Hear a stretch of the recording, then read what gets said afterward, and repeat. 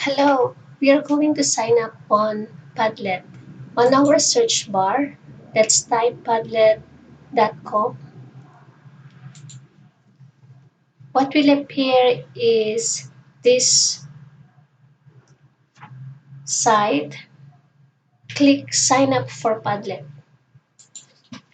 And then you will be asked to type in your email. It should be your existing email.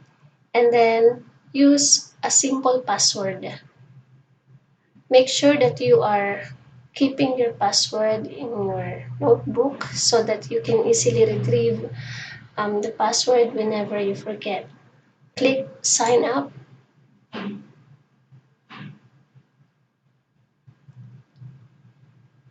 And then you will be asked to choose between a free Padlet and a paid Padlet.